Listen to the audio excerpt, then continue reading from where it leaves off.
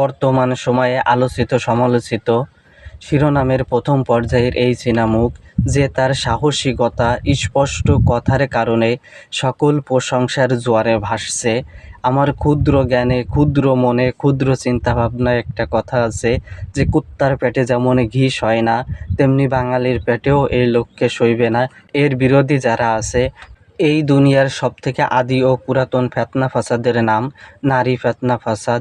গ্রামের কোনো সহজ সরল অবলা কিংবা কোনো প্রফেশনাল টিকটকারকে কিছু অর্থের লোভ দেখিয়ে ভাইরাল হওয়ার প্রতিশ্রুতি দিয়ে, হলুদ মিডিয়ার কিছু সাংবাদিককে দিয়ে, যত প্রকার প্রশাসনিক সাপোর্ট লাগে সব কিছু দেওয়ার প্রতিশ্রুতি দিয়ে তাকে দিয়ে এনার বিরুদ্ধে বলাবে আমাকে শারীরিক মানসিকভাবে নির্যাতন করেছে, প্রেমের ফাঁদে ফেলিয়ে ব্যবহার করেছে।